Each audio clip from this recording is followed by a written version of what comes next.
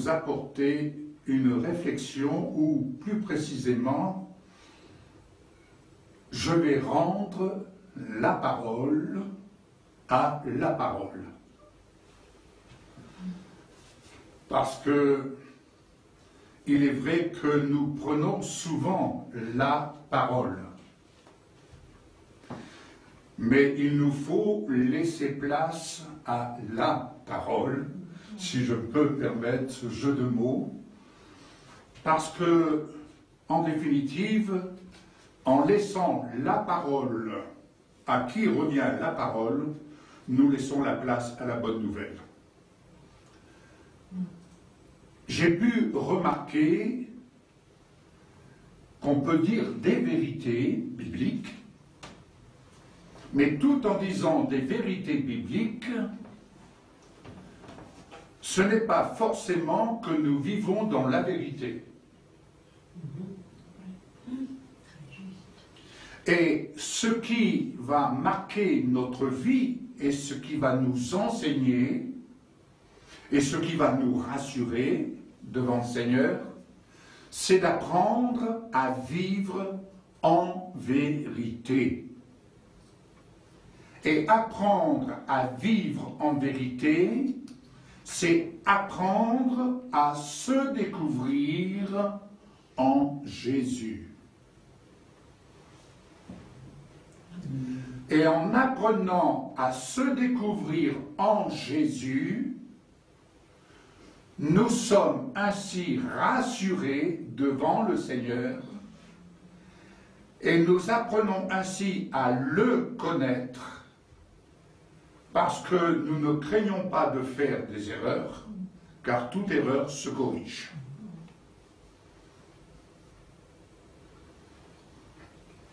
Je pense que pour devenir une bonne couturière, il faut accepter parfois, par erreur, de se piquer le doigt.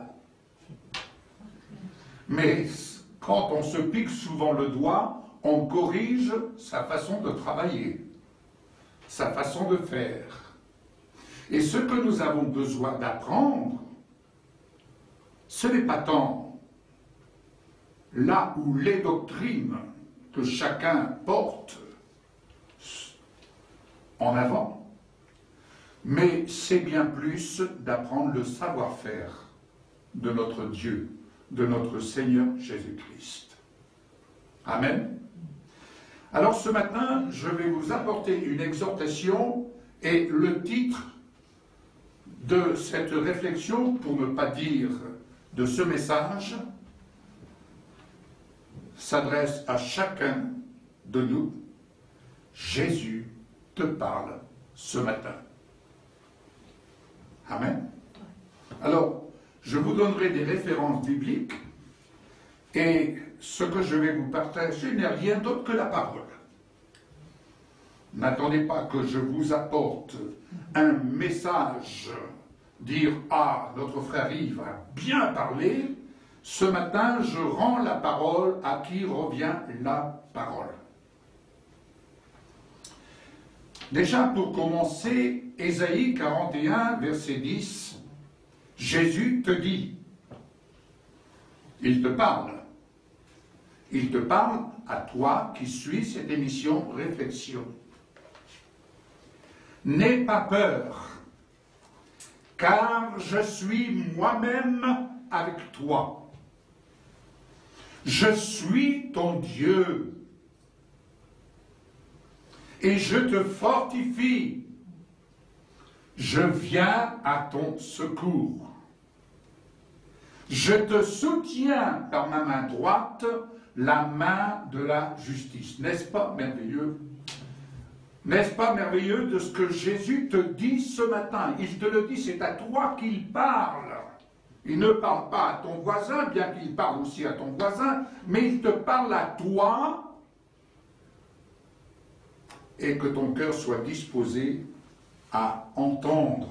Combien de fois Jésus n'a-t-il pas dit « En vérité, je vous le dis ». Et ce matin, il te dit « En vérité, je te le dis ». Colossiens 3, versets 16 à 17.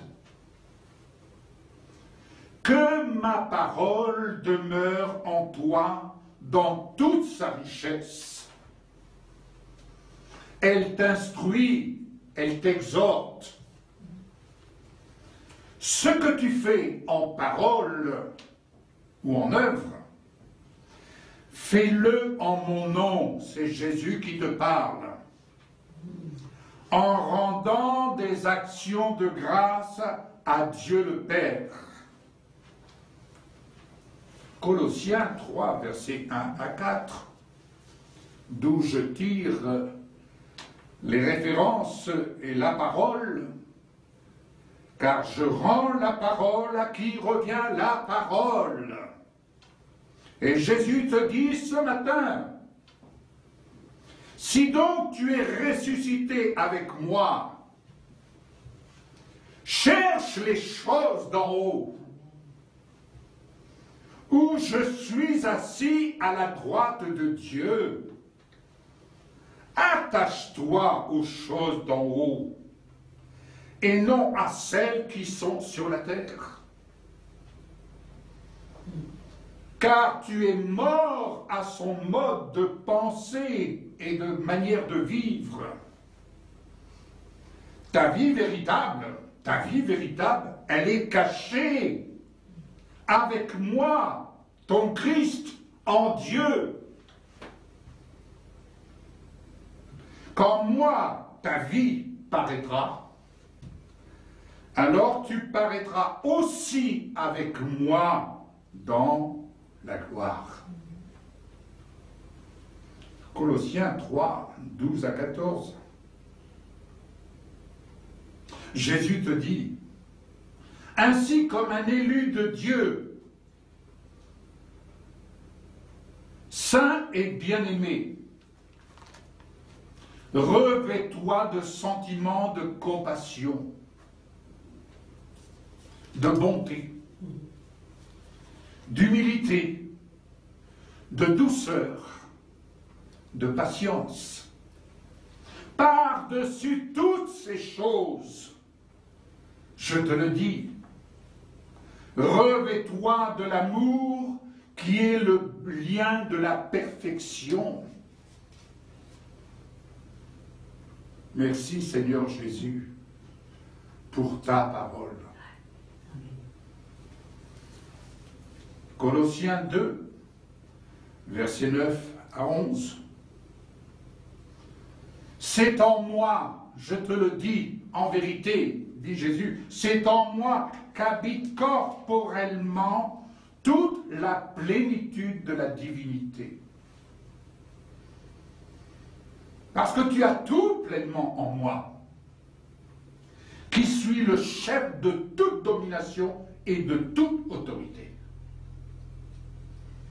Et c'est en moi que tu as été circoncis d'une circoncision que la main n'a pas faite, mais de la circoncision que moi j'opère et qui consiste dans le dépouillement du corps de la chair. Ayant été enseveli avec moi par le baptême, tu es aussi ressuscité avec moi, en moi, par la foi en la puissance de Dieu qui m'a ressuscité des morts. Alléluia. Merci Jésus pour ta parole. Colossiens 2, 13 à 14. Écoute ce que je te dis, dit Jésus. Écoute. Tu étais mort par tes offenses et par l'incirconcision de ta chair. Mais moi, dit Jésus, je t'ai rendu la vie à la vie avec moi, en te faisant grâce pour toutes tes offenses. J'ai effacé l'acte dont les ordonnances te condamnaient et qui subsistaient contre toi. et je l'ai éliminé en le clouant à la croix. Philippiens 3, versets 12 à 14.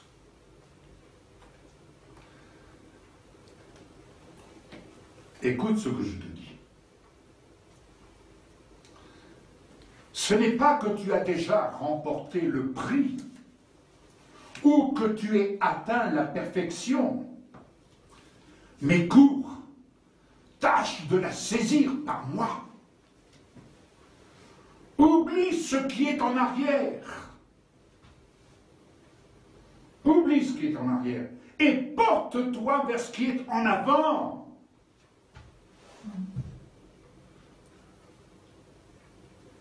Cours vers le but pour remporter le prix de la vocation céleste de Dieu à laquelle je t'ai appelé. Jésus te parle. Il est la parole. Et nous rendons la parole à qui revient la parole. Éphésiens 2, versets 6 à 10 et également 23. Jésus te dit, je t'ai fait asseoir avec moi dans les lieux célestes, afin de montrer, de rendre visible l'infinie richesse de la grâce de Dieu par sa bonté envers tous. Afin de rendre visible, de montrer. Waouh! Merci Seigneur. Et pour cause. Jésus te dit, tu es l'ouvrage de mon Père qu'il a créé en moi pour de bonnes œuvres qu'il a préparées d'avance afin que tu les pratiques. En moi, je t'invite à t'édifier pour être une habitation de Dieu en esprit, en sorte que tu sois rempli jusqu'à toute sa plénitude. Éphésiens 1, verset 3 à 13. En moi, le Christ, tu es béni de toute bénédiction spirituelle dans les lieux célestes. Tu as été adopté pour célébrer la gloire de sa grâce. En moi, te dit Jésus, tu es aussi héritier, prédestiné à suivre le plan de salut de notre Père pour servir à célébrer sa gloire. Tu es scellé par le Saint-Esprit. Demande qu'il te donne un esprit de sagesse. Un esprit de sagesse et de révélation. Demande qu'il illumine ton cœur pour que tu saches l'espérance qui s'attache à son appel. Quelle est la richesse de sa gloire, de son héritage qu'il te réserve. Éphésiens 3, verset 20.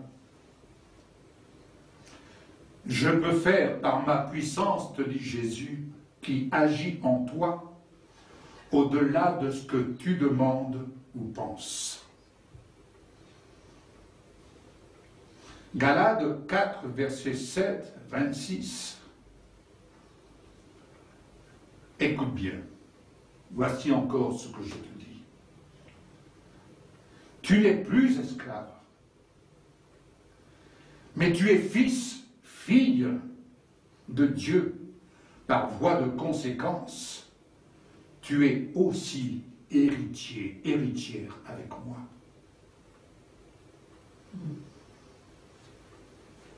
N'oublie pas, la Jérusalem d'en haut est libre. C'est ta mère.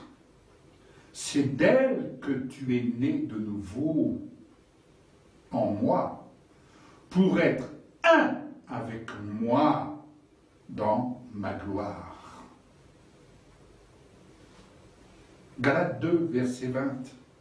Car si tu crois avoir été crucifié avec moi, et si tu vis, ce n'est plus toi qui vis, mais c'est moi, ton Christ, qui vit en toi. 2 Corinthiens 9, versets 8 à 11.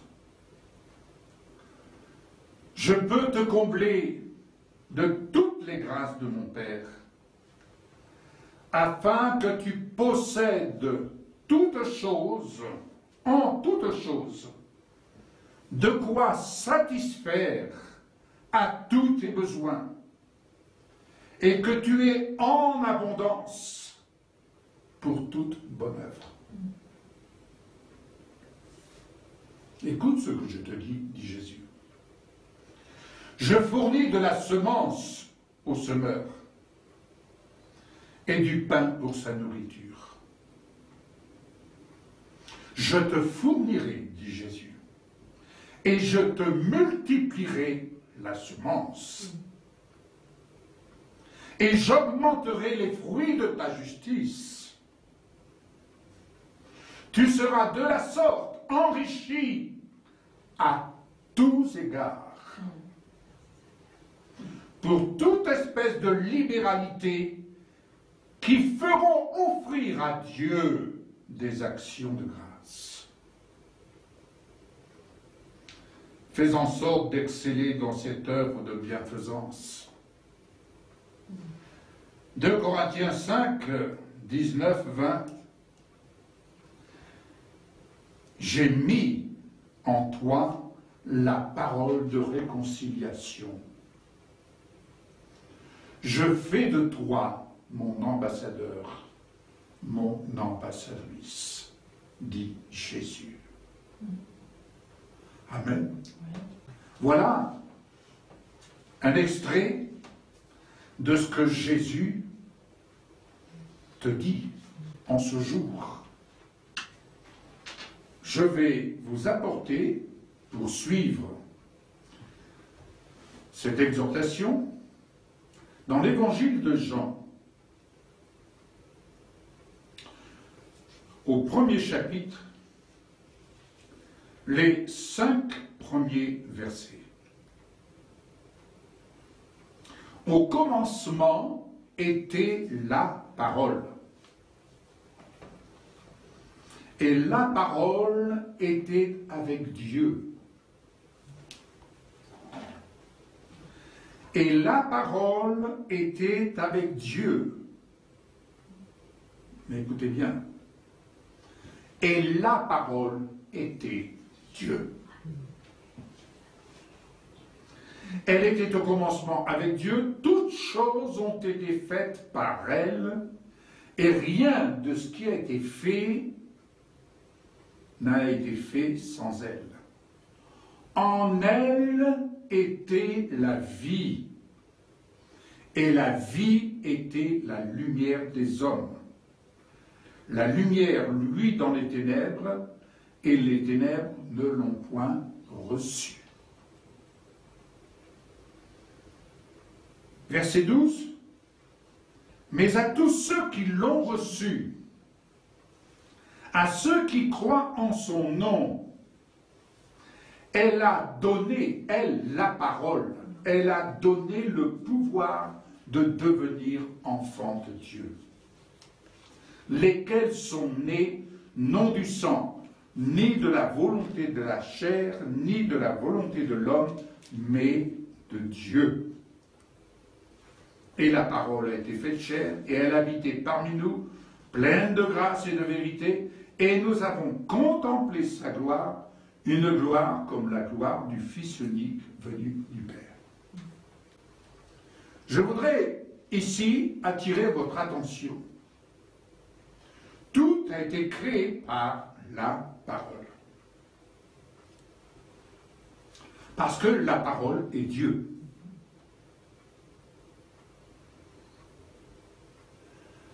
avons-nous l'assurance que lorsque nous parlons la parole, lorsque nous la lisons, que nous la méditons, que nous la parlons, ou que nous lui donnons la parole, cette parole, dès lors qu'elle trouve le chemin de notre cœur, manifeste son œuvre en nous et sur nous. Avons-nous l'assurance, en tant qu'ambassadeurs, lorsque nous apportons et que nous partageons la parole qui demeure en nous? Je ne parle pas de partager des vérités bibliques, aussi honorables que cela puisse être. Je parle de partager la vie de la parole qui se manifeste en nous.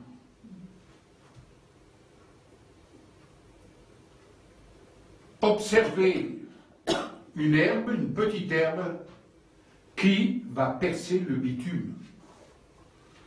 Quelle puissance dans la semence! Quelle puissance dans la semence!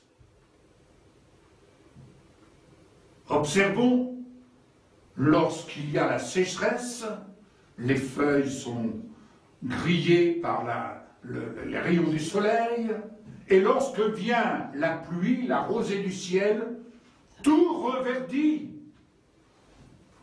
L'œuvre de la parole vient reverdir, faire reverdir cette vie de l'esprit en nous. Dès lors que nous faisons confiance à cette parole.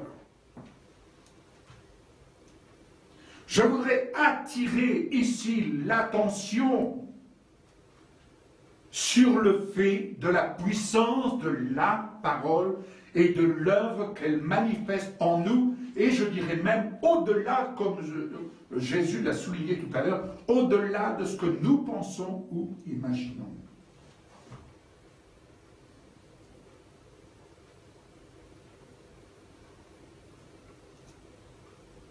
Et l'Esprit du Seigneur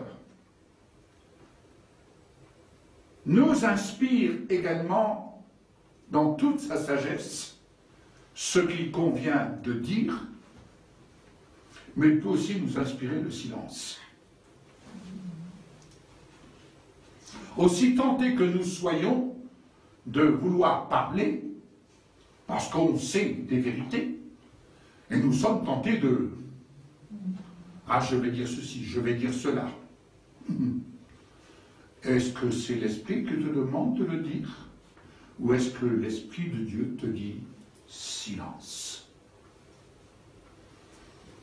Combien de fois je peux dire, j'expérimente ou je vis ce genre de situation où, au-delà de toutes les prières que nous pouvons exprimer, dans l'espoir de vaincre, dans l'espoir de changer une situation quelconque, que ce soit à titre personnel ou pour quelqu'un,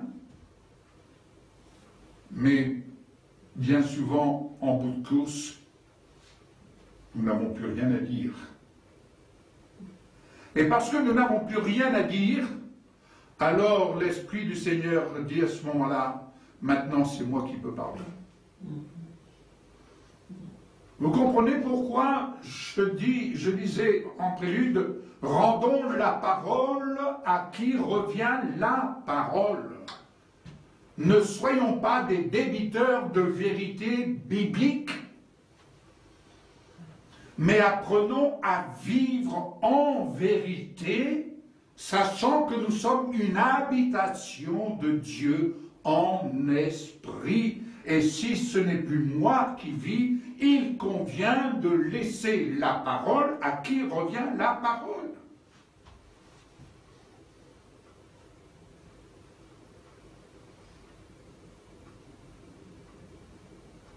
Je prendrai un exemple un peu terre à terre, mais des choses que nous vivons et qui peuvent vous arriver de vivre. Nous avons certains de nos petits-enfants, lorsque nous sommes en train partagé entre adultes. Mais certains de nos petits-enfants ont pris l'habitude, peut-être que c'est comme ça maintenant, va-t-on nous dire, il faut modifier, les choses se modifient dans le temps, à tort ou à raison. Mais ils interviennent dans nos conversations et ils répondent avant même que, et nous sommes obligés de les observer et de leur dire, hé, qui est-ce qui parle? C'est toi ou c'est moi? On remet les choses à leur place. Mais ne croyez-vous pas que le Seigneur, quelquefois, il nous dit, hé, c'est toi qui parles? C'est toi qui veux parler ou tu me laisses parler?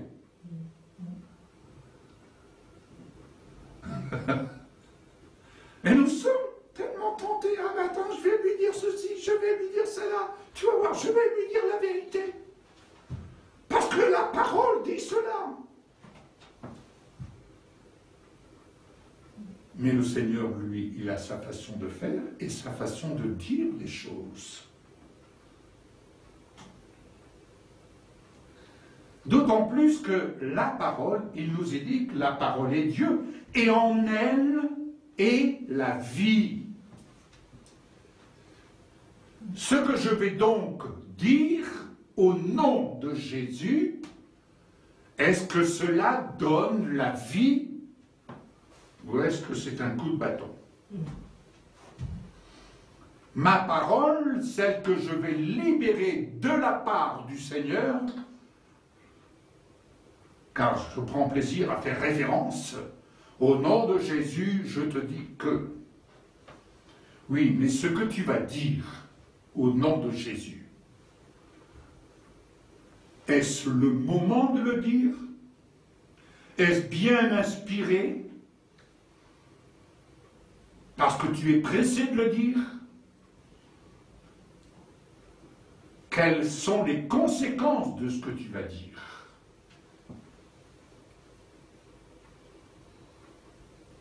Amen.